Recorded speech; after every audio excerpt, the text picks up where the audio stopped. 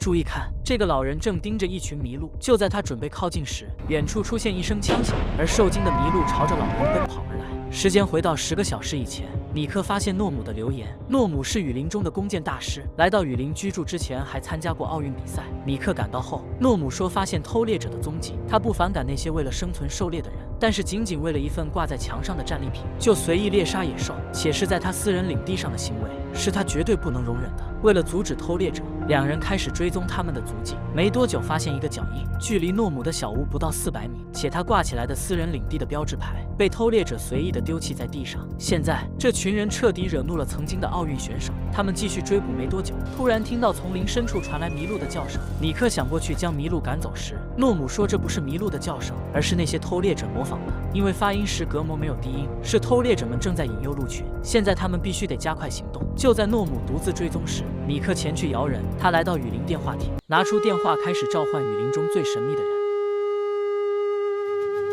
莫斯，他来到雨林独居之前当了10年侦察兵，是一个恐怖的潜伏者。在米克吹响海螺没多久，莫斯出现在丛林中，因为他拒绝露脸拍摄，说话的声音也要求节目组处理。米克简单的和莫斯说事情的经过后，他请求莫斯一起去追踪偷猎者，而他则去寻找麋鹿的踪迹，在偷猎者猎杀之前将麋鹿给赶跑。由于偷猎者不讲人性，所以米克要求摄影师一定要听话，听到枪声立马爬起来，而他自己则拿出他父亲当兵时的手枪，用来预防最危险的情况发生。就在他追踪麋鹿踪迹时，却发现了2个偷猎者。由于害怕摄影师动作太大，吸引到偷猎者的注意力，米克自己慢慢的靠近，确定没危险后才让摄影师靠近。就在米克决定将他们吓跑时，他的身后却传来一声麋鹿叫声。这是一头年轻的麋鹿，而他的行动路线正好对着偷猎者那边移动。为了麋鹿的安全，米克决定朝着大树开枪，将麋鹿给吓跑。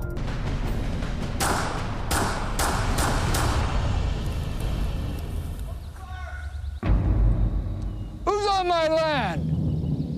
I own this land. Who's out here? It's private land.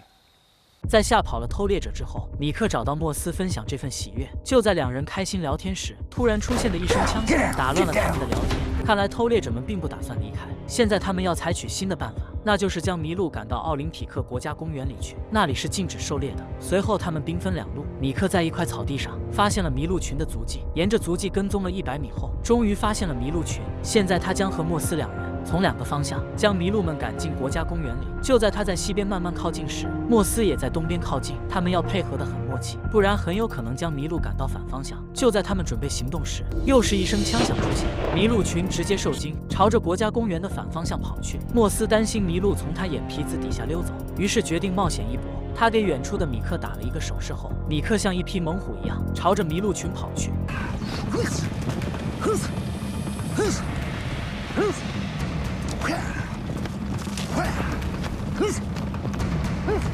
最终成功将麋鹿群赶进国家森林的边界线。不论未来怎么样，起码这群麋鹿这一次不会成为偷猎者的战利品。随着夕阳西下，3个年过半百的老人在篝火旁庆祝这一次胜利。